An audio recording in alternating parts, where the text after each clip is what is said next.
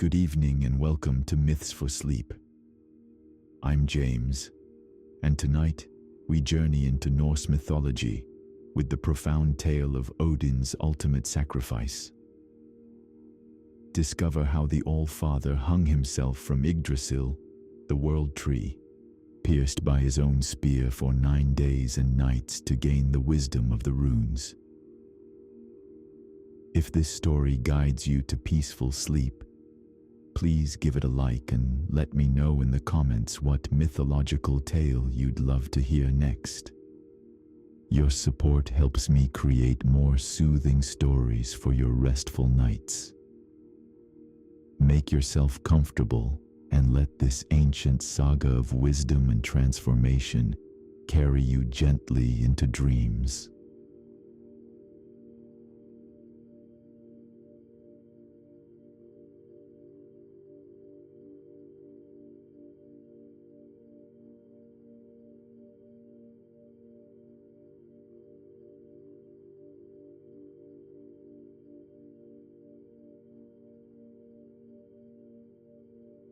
In the beginning, when the cosmos was young and the worlds were still finding their place in the vast expanse of creation, there stood a tree unlike any other. Yggdrasil, the world tree, stretched its mighty branches through all the realms of existence.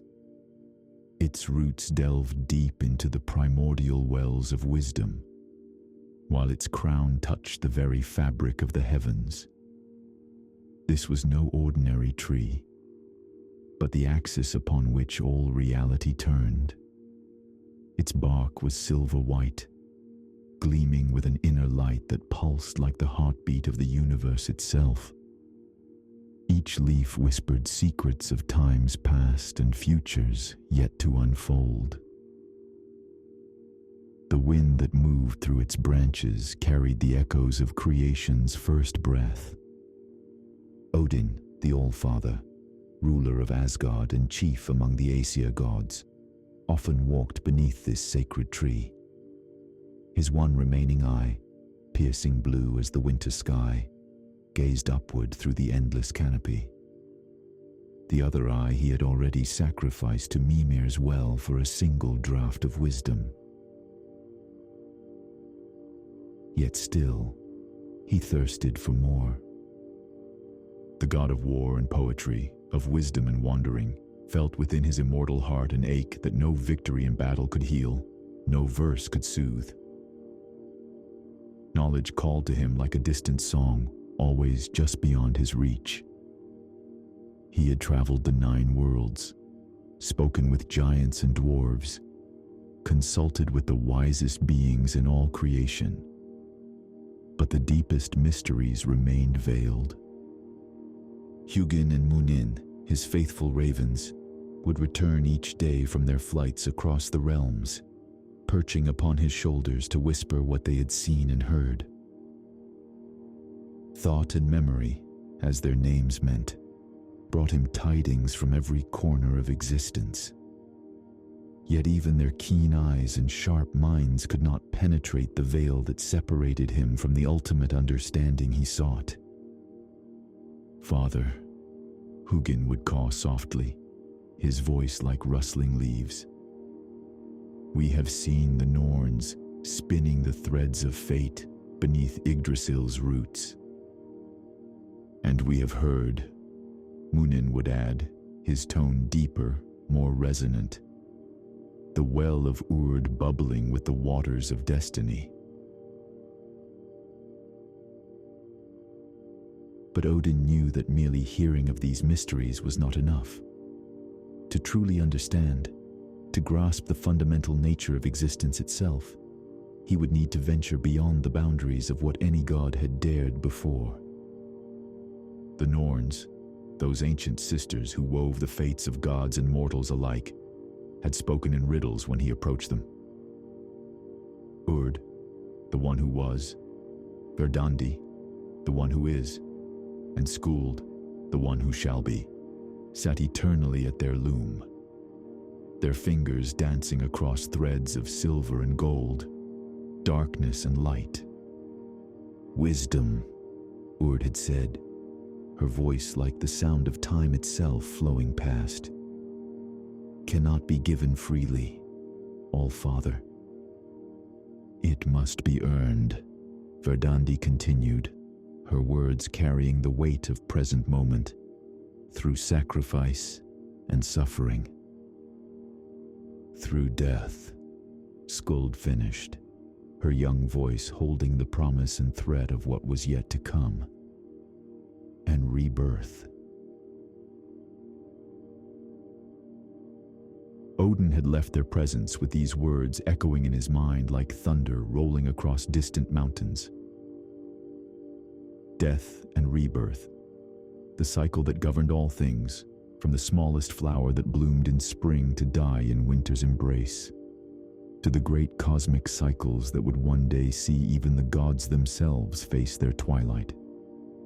He understood now what was required of him. The wisdom he sought, the runes of power that could unlock the deepest secrets of creation, could not be won through conquest or cunning alone. They demanded a price that even the All-Father would find difficult to pay. Standing once more beneath Yggdrasil's vast canopy, Odin felt the weight of his decision settling upon him like snow falling on a winter's night. The tree's leaves rustled above him, and for a moment, he could swear he heard voices in that sound. The voices of all who had come before, all who had sought wisdom and found it, came with a cost that transformed them forever. The great tree's trunk rose before him, its surface marked with patterns that seemed to shift and change when he looked at them directly. Ancient runes, perhaps, or simply the natural grain of wood that had grown for eons beyond counting. He placed his hand against the bark and felt a pulse, slow and deep, like the heartbeat of eternity itself. His ravens settled beside him, unusually quiet, as if they too understood the magnitude of what their master contemplated. The wind stilled, and in that perfect silence, Odin made his choice. Tomorrow, when the sun reached its zenith, he would begin his journey into the depths of sacrifice, hanging himself from Yggdrasil's mighty branch, pierced by his own spear, offering himself to himself in the ultimate act of seeking wisdom.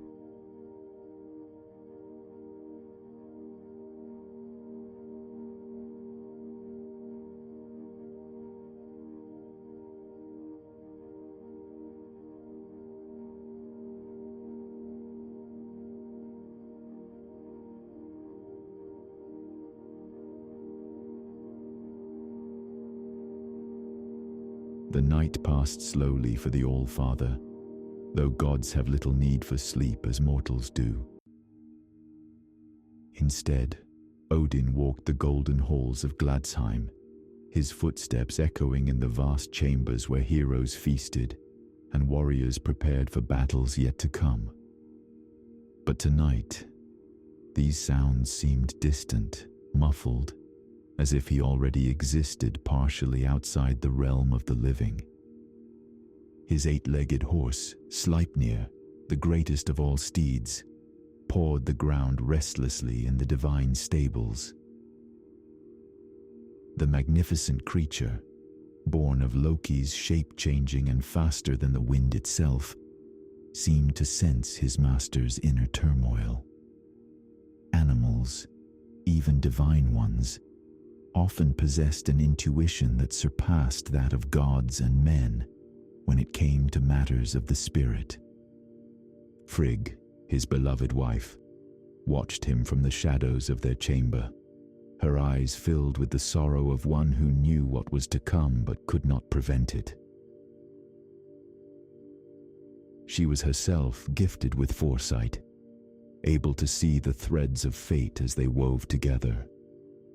And she knew that some destinies could not be altered, only accepted. "My lord," she said softly, her voice carrying the gentle authority of the Queen of Heaven. Must this path be walked alone? Odin turned to her, and in his single eye she saw reflected all the weight of divine responsibility, all the longing for wisdom that drove him ever forward into greater understanding. This is a journey that each must take in solitude, beloved. The runes I seek to learn, the knowledge I must gain, these cannot be shared until they are first earned through the loneliest of trials. She nodded, though her heart ached with the knowledge of what he would endure. For wisdom always came with a price, and the deepest wisdom demanded the highest cost. As dawn approached, painting the sky in shades of rose and gold, Odin prepared himself for the ordeal ahead. He donned his simple traveling cloak, setting aside the magnificent robes of his station.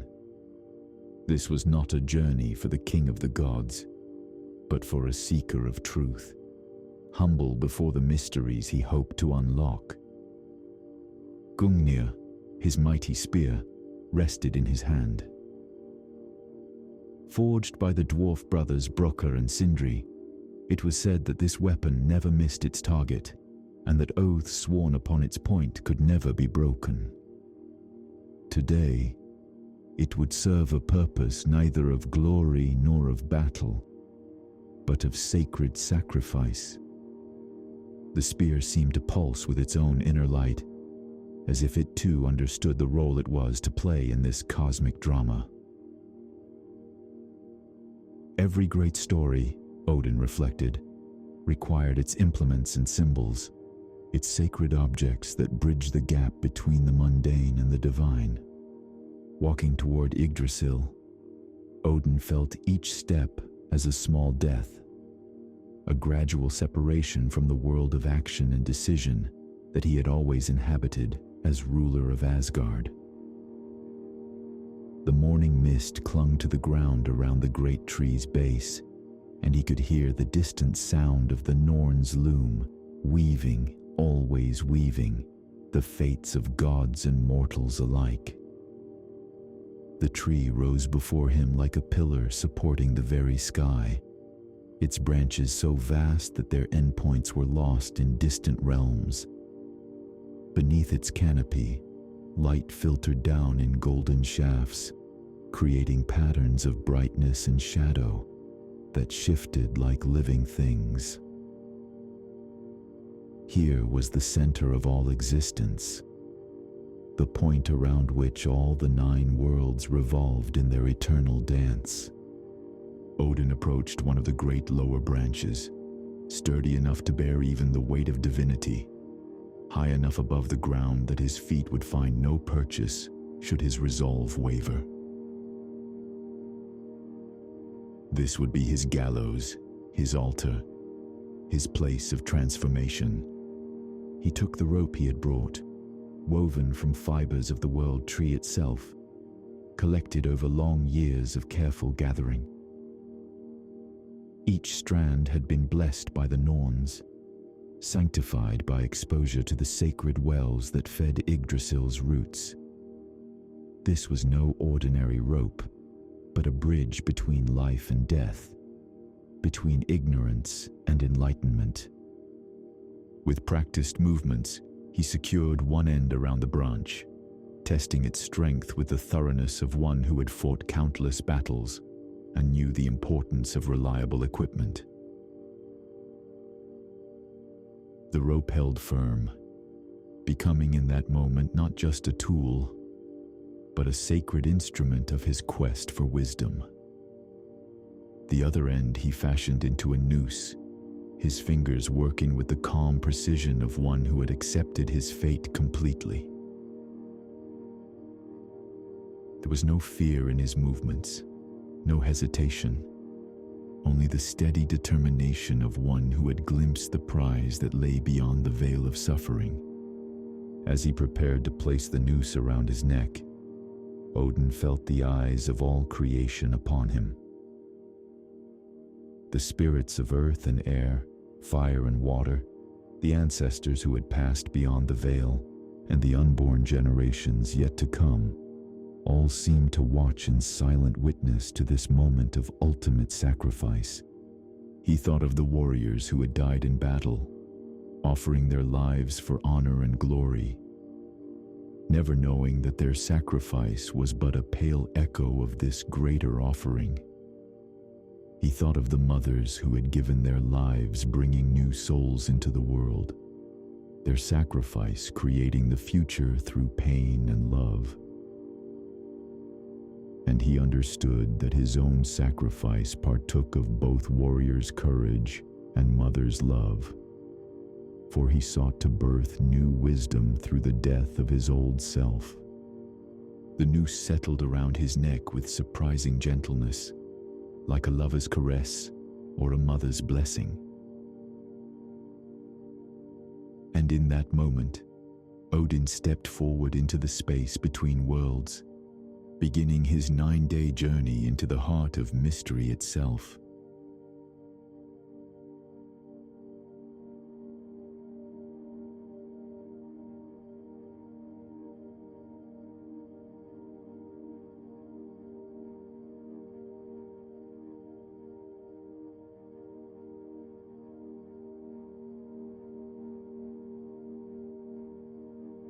With a movement that was both ending and beginning, Odin stepped from the solid earth into the realm of sacrifice. The rope tightened around his throat, and immediately he felt the familiar world of sensation begin to slip away, replaced by something far more profound and terrifying. The first sensation was that of suspension, not merely physical, but existential. He hung between heaven and earth, between life and death, between the known and the unknowable. His feet sought purchase in empty air, finding nothing, teaching him the first lesson of his ordeal. Sometimes wisdom requires letting go of everything that once seemed solid and sure. Gungnir, his faithful spear, he turned upon himself with deliberate precision. The point, which had never failed to find its mark, now found its truest target in his own divine flesh. The wound was not merely physical but symbolic, representing the piercing of illusion, the opening of the self to forces greater than individual will or understanding. Pain bloomed like a dark flower in his side, but it was unlike any pain he had known in countless battles. This was not the sharp, clean hurt of combat, quickly healing in his divine flesh. This was something deeper, more transformative, a pain that reached into the very core of his being and began to change him from within. The sun, which had risen bright and golden on the morning of his hanging, now seemed to dim as his mortal senses began their gradual retreat. Yet as his ordinary vision faded, other forms of sight began to awaken. The world around him took on new qualities, becoming less solid, more fluid, as if reality itself was revealing its malleable nature to one who dared to look beyond surface appearances. Time, which had always flowed in orderly progression through his days as ruler of Asgard, now became something strange and elastic. Minutes might stretch into hours, or hours compress into heartbeats. He began to understand that time itself was merely another construct, useful for organizing mortal experience, but ultimately as fluid as water, as changeable as wind.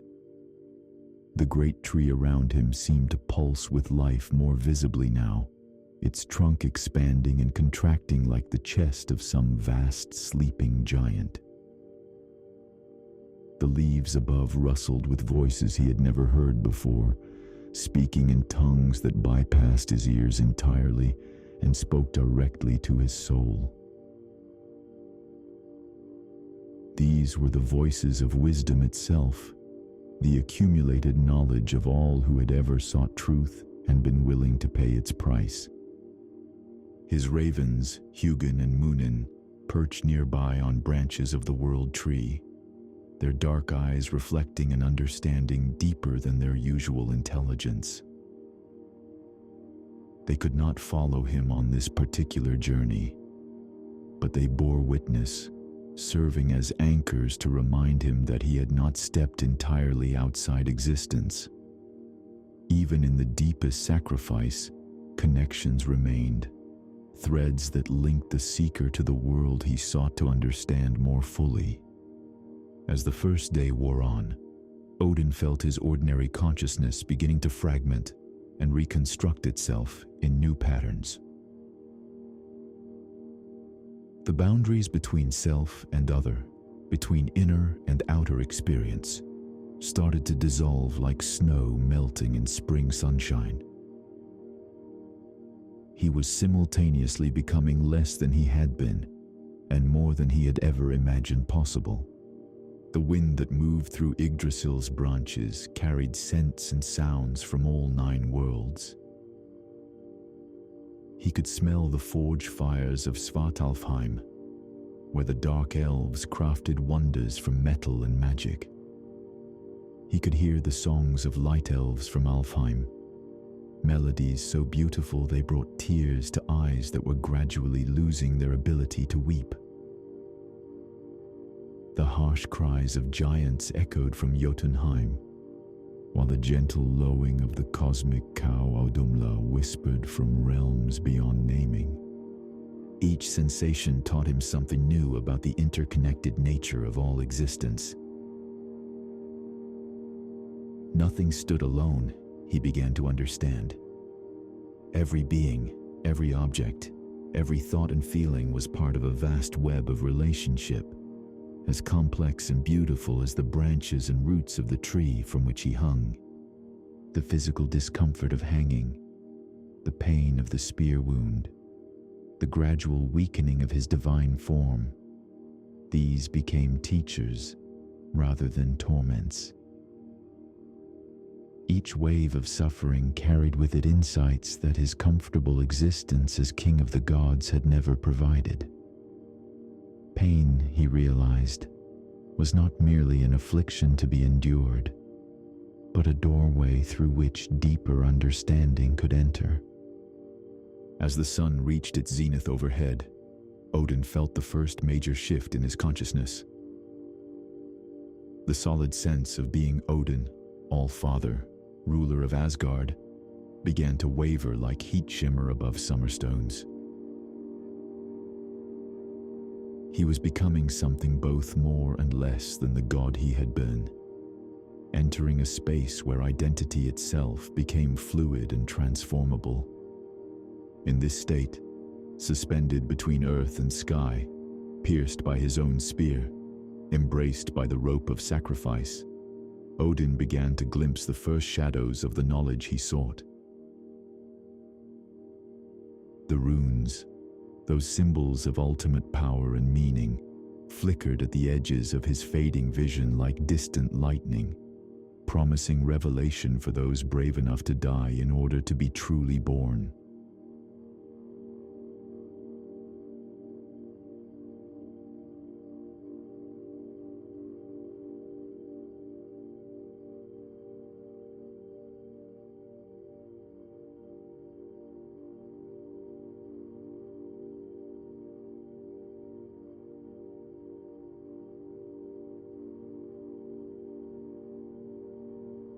The second day brought with it a darkness that was more than the mere absence of light.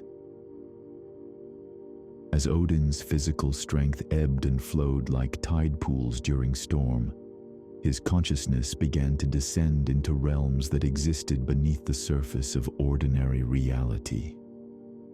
This was the darkness that preceded creation, the void from which all things emerged, and to which all things ultimately returned. In this space beyond space, time beyond time, the familiar landmarks of existence dissolved entirely. There was no Asgard here, no Midgard, no distinction between God and mortal, between wise and foolish.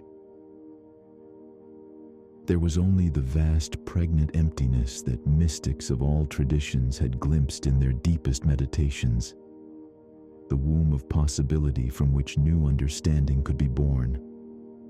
Odin's body, hanging motionless from the great tree, had become merely an anchor point for a consciousness that was learning to roam freely through dimensions normally hidden from mortal and immortal sight alike.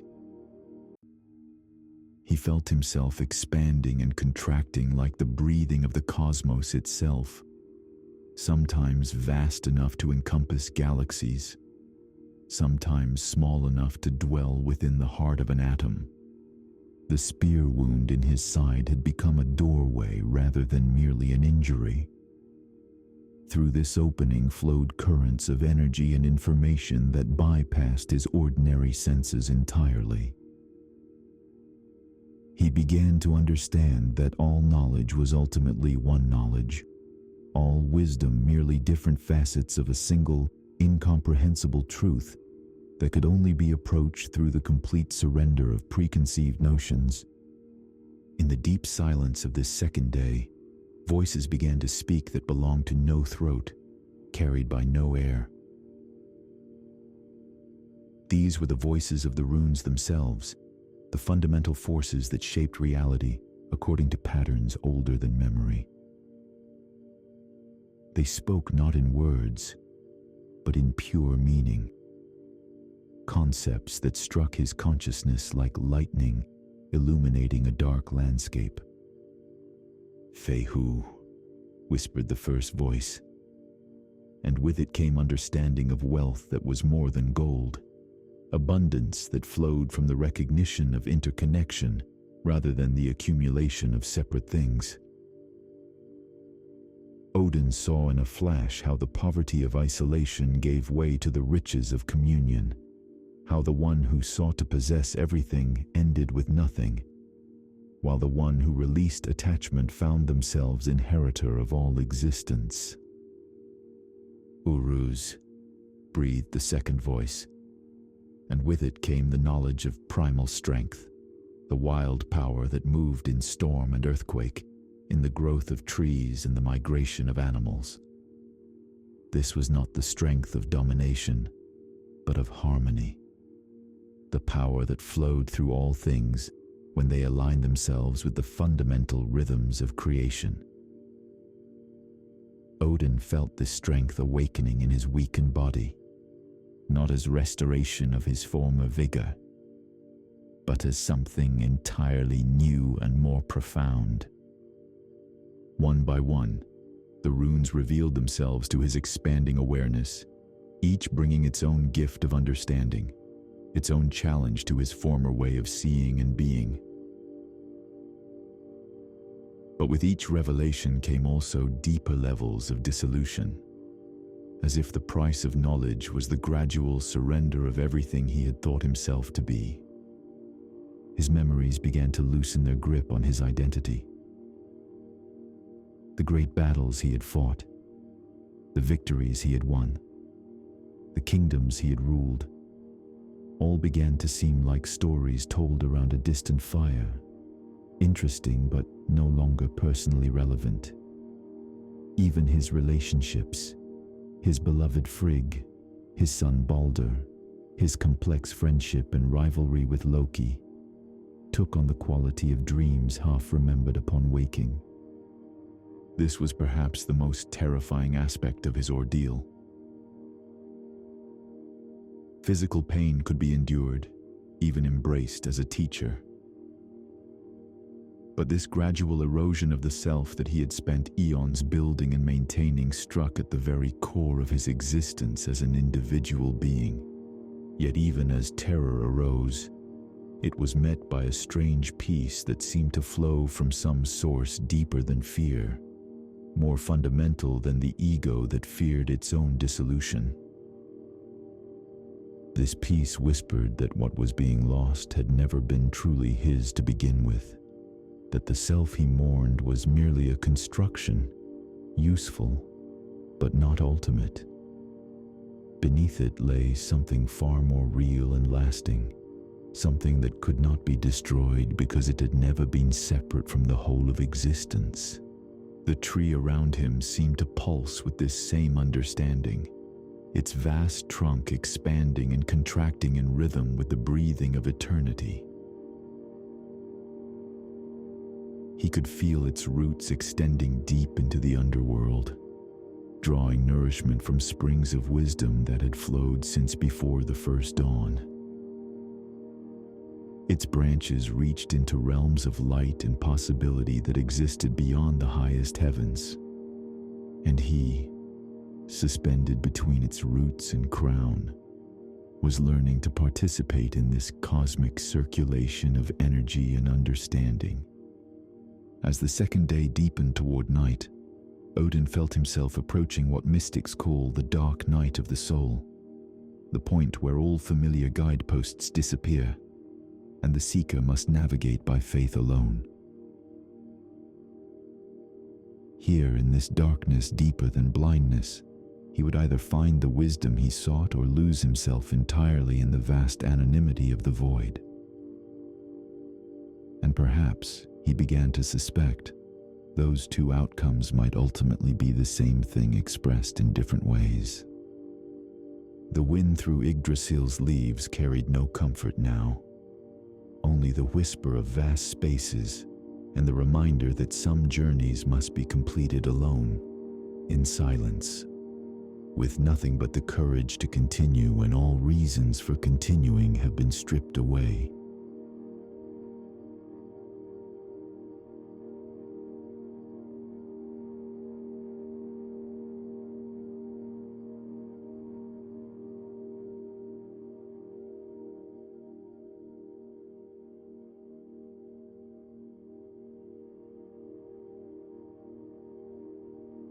On the third and fourth days, something remarkable began to happen. As Odin's individual consciousness continued its dissolution, a new form of awareness started to emerge from the depths of his ordeal. This was not the focused, directed consciousness of the warrior king he had been, but something far more expansive and inclusive, like the difference between a candle flame and the light of the sun itself.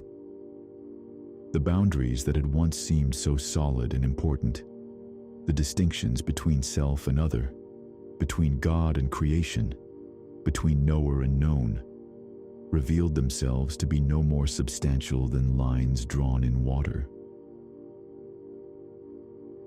In their place arose a perception of fundamental unity, an understanding that all existence was one seamless whole expressing itself through countless, apparently separate forms. Through his single eye, now barely tethered to physical sight, Odin began to see the threads that connected all things.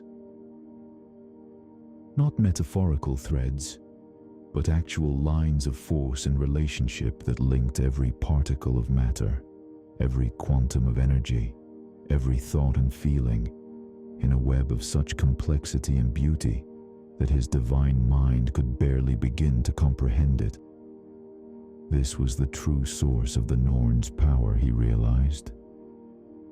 They did not create fate so much as read the patterns already woven into the very fabric of existence. The pain of his wounds had transformed from mere suffering into something approaching ecstasy.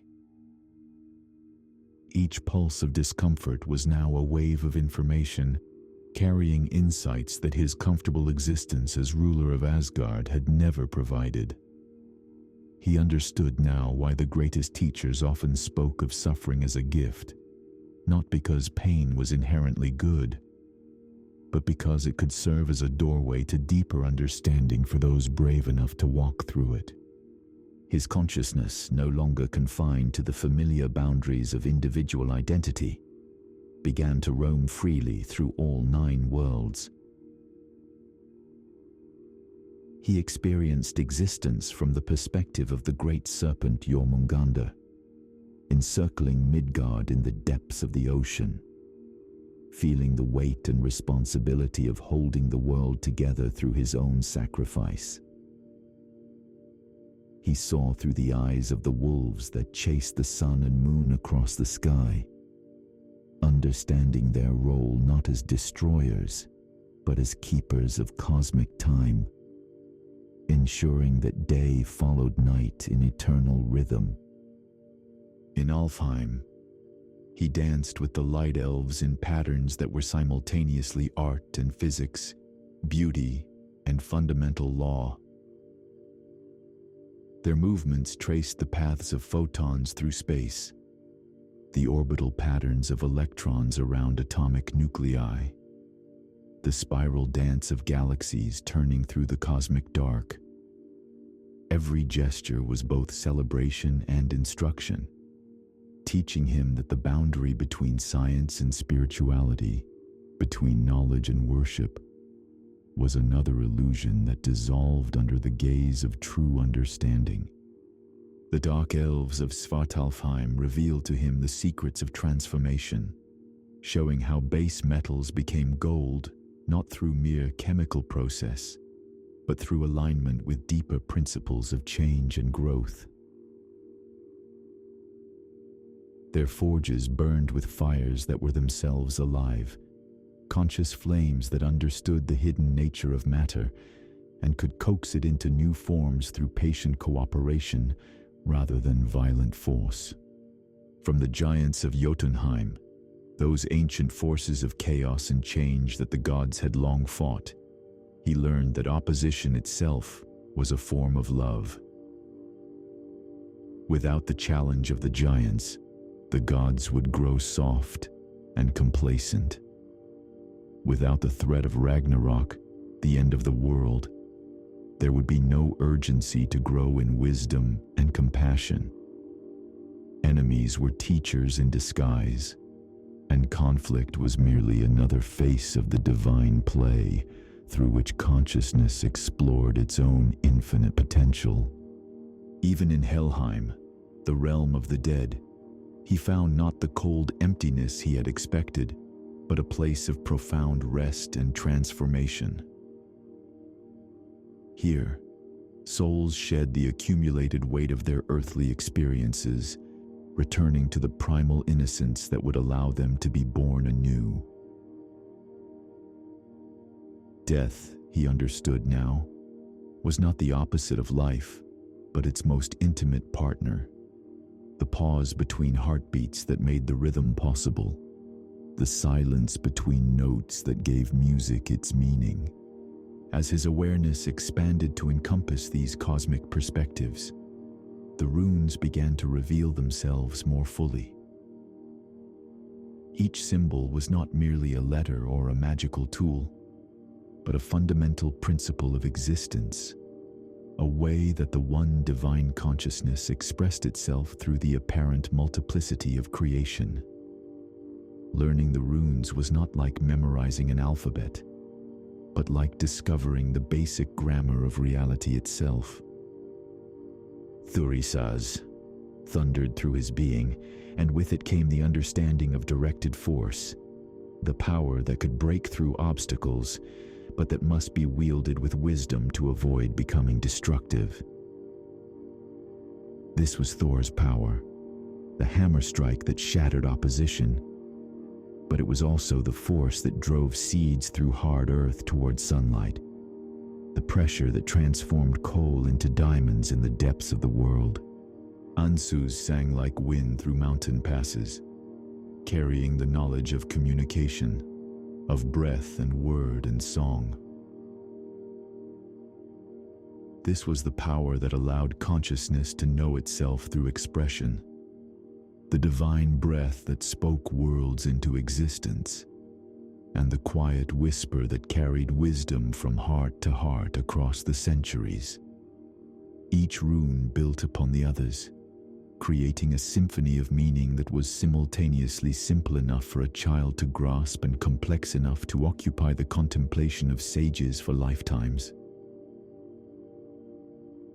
And through it all, Odin's individual identity continued its gradual dissolution, like salt dissolving in vast ocean, becoming not less, but infinitely more than it had been when it stood apart and separate.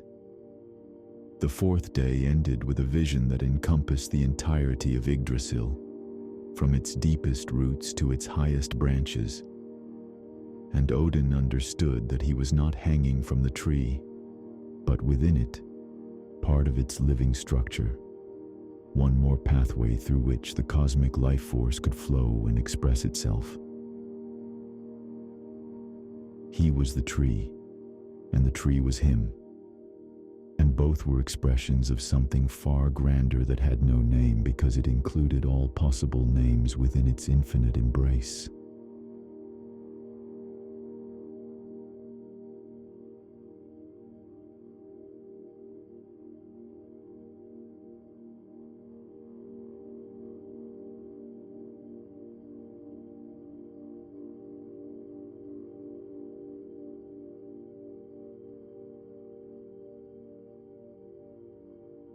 The fifth and sixth days brought Odin to the very threshold between existence and non-existence, that razor's edge where mystics throughout all traditions have glimpsed the source from which both being and non-being arise. Here, suspended in a state that was neither life nor death but something beyond both, the final veils began to lift from the deepest mysteries of creation. The runes, which had been revealing themselves gradually throughout his ordeal, now began to appear not as separate symbols, but as facets of a single, incomprehensible truth that expressed itself through multiplicity while remaining eternally one. They danced before his inner vision like living flames, each one a doorway into infinite understanding, each one containing within itself the entire pattern of existence. Raido rolled through his consciousness like the sound of cosmic wheels turning through space and time, carrying with it the knowledge of journey and rhythm, of the ordered movement that underlies all apparent chaos. He saw how every journey, from the migration of birds to the orbit of planets, to the spiral evolution of consciousness itself, followed patterns that were both perfectly predictable and infinitely creative. Kenaz blazed like the fire of inspiration, revealing the torch that illuminates the darkness of ignorance. This was the flame that burned in every creative act, every moment of understanding, every spark of insight that bridged the gap between question and answer. Odin felt this fire burning within his own being, consuming everything that was false or unnecessary, leaving only the pure essence of awareness itself. Gebo pulsed with the rhythm of exchange, of giving and receiving, of the cosmic circulation that kept all existence flowing in perfect balance. Nothing existed in isolation. Everything participated in the great dance of mutual support and reciprocity. Even his own sacrifice was part of this exchange, his willingness to give up individual identity in return for universal understanding. As each rune revealed its secrets, Odin began to perceive the underlying grammar of reality, the basic syntax through which the divine consciousness constructed the experience of existence. These were not merely symbols carved in wood or stone, but the living principles that governed the formation of galaxies and the beating of hearts, the love between friends, and the fury of storms. To know the runes was to know the mind of creation itself. Wunjo sang with the joy that underlies all existence, the fundamental happiness that needs no external cause because it is the very nature of consciousness to delight in its own being. Even in the midst of his ordeal, suspended between life and death, pierced by his own spear, Odin felt this joy rising from depths he had never suspected existed. This was not happiness dependent on circumstances, but the bliss that mystics spoke of, the recognition that existence itself was a gift beyond all comprehension. The physical world around him had faded almost entirely now. Yggdrasil existed as a presence rather than a visible form, its mighty trunk and branches felt rather than seen, its roots extending into dimensions that had no names in any mortal tongue. The rope around his neck and the spear in his side had become abstract concepts rather than sources of physical sensation, symbols in the great teaching that his ordeal had become. His ravens, Hugin and Munin, appeared to him now not as birds, but as principles of memory and thought themselves, twin aspects of the cosmic mind that enabled consciousness to know itself through reflection and contemplation. They perched not on physical branches but on the tree of knowledge itself, bearing witness to the process through which wisdom was born from the marriage of experience and understanding. Hagalaz crashed through his awareness like divine hail, bringing the knowledge of disruption that clears away the old to make space for the new. Every ending was a beginning in disguise, every destruction a hidden creation, every apparent loss a doorway to unexpected discovery. The giants who would one day bring about Ragnarok were not enemies but midwives, helping to birth the new world that would rise from the ashes of the old. Nothis pressed against his consciousness with the weight of necessity, teaching him that constraint and limitation were not obstacles to freedom, but its very foundation. Just as the riverbank gives shape and direction to the flowing water, just as musical scales provide the structure within which melody can emerge, the boundaries and requirements of existence allowed infinite creativity to manifest in specific, beautiful forms. Even his own sacrifice was not a loss, but a necessary step in the larger pattern of cosmic evolution. The sixth day brought with it a vision of such overwhelming beauty and complexity that Odin's dissolving consciousness could barely contain it. He saw the entire history of the cosmos as a single perfect artwork in which every detail, from the smallest quantum fluctuation to the grandest galactic collision, played its essential part in an incomprehensible masterpiece of meaning and purpose. Every soul that had ever lived, every choice that had ever been made, every moment of joy and sorrow, triumph and defeat, was revealed as a brushstroke in this cosmic painting, necessary and irreplaceable. The perspective that could see only fragments and conflicts was transformed into the vision that perceived the underlying harmony of which all apparent discord was merely surface variation. Good and evil, creation and destruction, wisdom and ignorance, all revealed themselves as complementary aspects of a totality that transcended all categories while including them all. As the sixth day drew toward its close, Odin felt himself approaching the final threshold of his ordeal. The individual identity that had begun this journey was now barely a whisper in the cosmic symphony he had become. What remained was pure awareness, consciousness knowing itself through the vehicle of experience, divinity exploring its own infinite potential through the apparent drama of sacrifice and revelation. The runes swirled around him now like a galaxy of living light, each one complete in itself, yet inseparable from the pattern of the whole. Tomorrow would bring the culmination of his sacrifice, the moment when the last barriers between seeker and sought would dissolve, revealing the ultimate truth that the one who seeks and that which is sought have never been separate at all.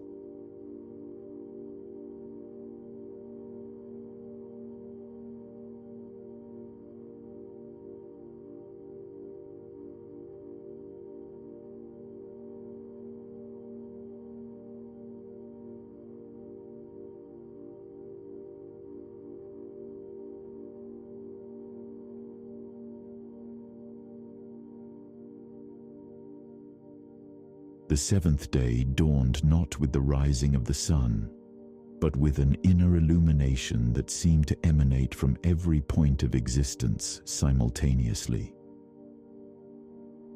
Odin, who had begun this journey as the All-Father, ruler of Asgard and chief among the gods, now existed as something far greater and simultaneously far simpler than that individual identity had ever suggested.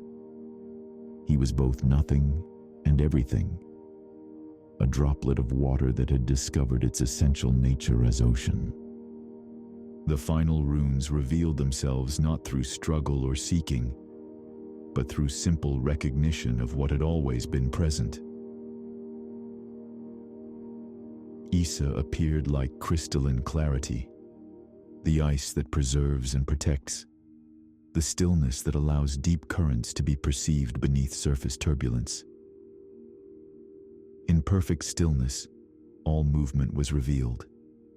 In complete silence, every sound became audible. In absolute darkness, the source of all light could finally be seen. Jera manifested as the understanding of harvest, of cycles completed, and wisdom integrated. Every experience, pleasant or difficult, was revealed as seed planted in the fertile ground of consciousness, eventually bearing fruit in the form of deeper understanding and greater compassion. The harvest of his 9-day ordeal was not simply knowledge gained, but transformation undergone, a fundamental alteration in the very nature of his being. Awaz stood before him like the world tree itself, revealing the axis that connects all levels of existence, the bridge between heaven and earth, between mortal and divine, between time and eternity. He understood now that he had not been hanging from Yggdrasil, but had become one with it, another pathway through which the cosmic life force could flow and express itself in ever new forms of beauty and understanding.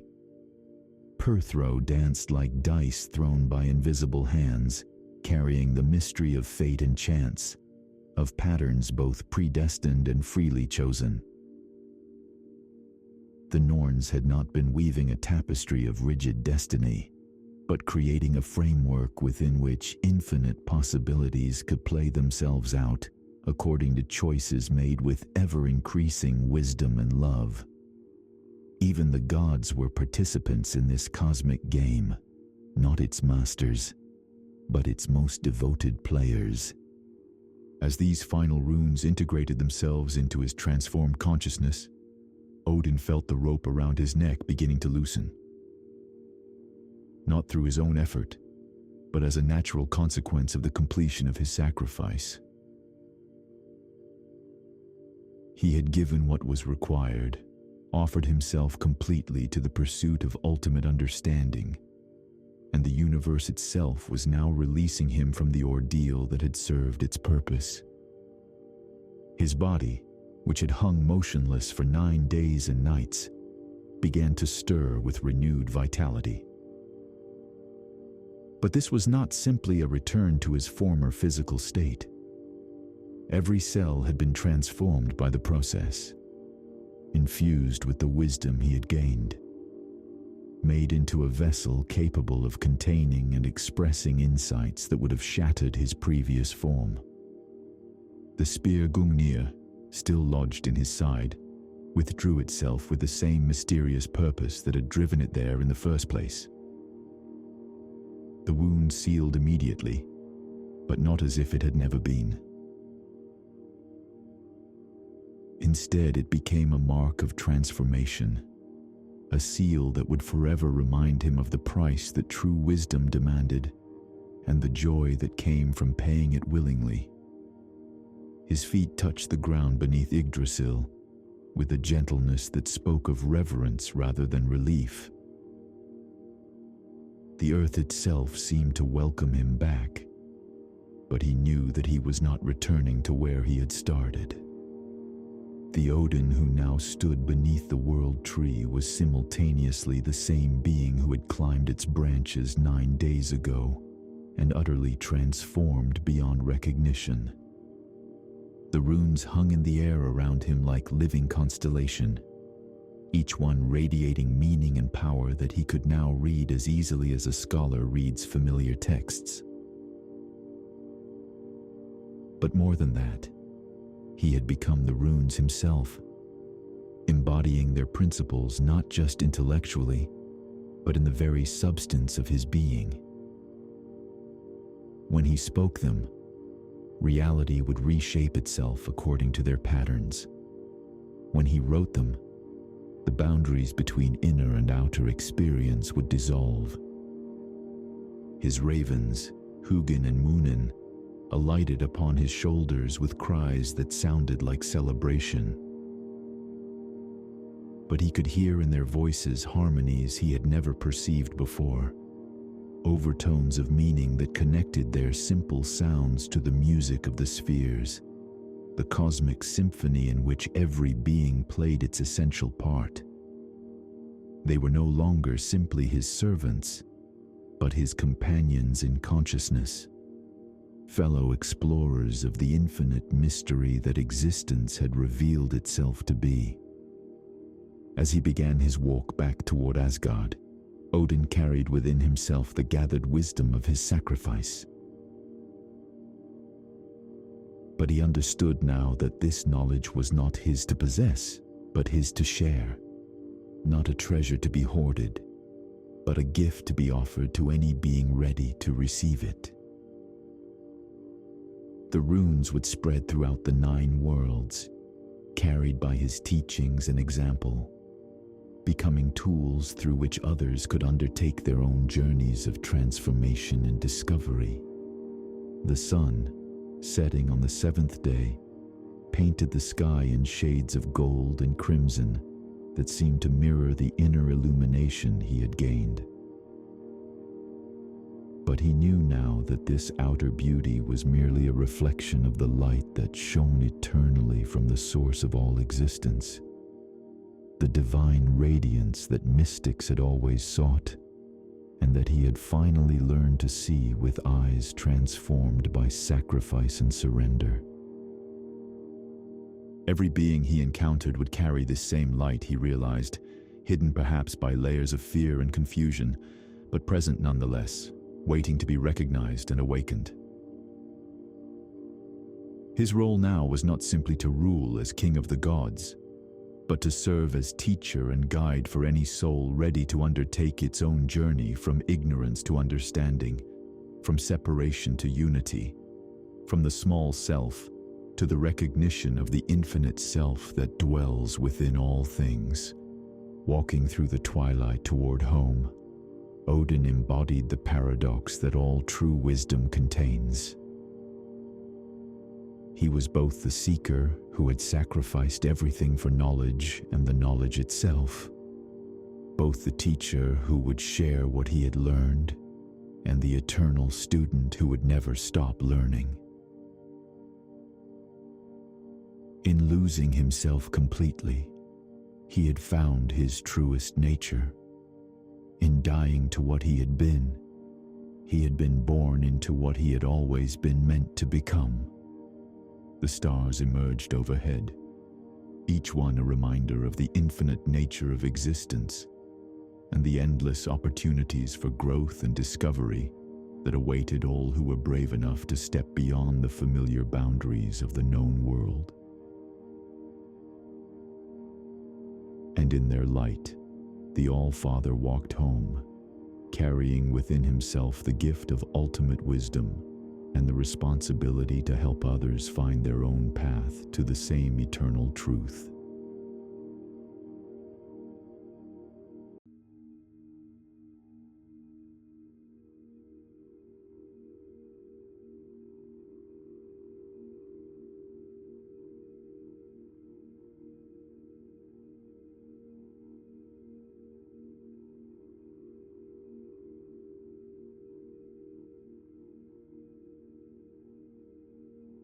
I hope this tale of Odin's sacrifice has guided you through the ancient wisdom of the Norse gods. May the All-Father's journey from the world tree accompany you into deep and restorative sleep. If you've enjoyed this voyage through Norse mythology, I invite you to subscribe to discover other stories that will cradle your nights to come. You can now let this video continue playing in the background. The relaxing music that follows will help you drift even deeper into slumber. Settle in comfortably and let your body surrender completely. Just as Odin found wisdom through his sacrifice, let this gentle melody watch over your peaceful rest.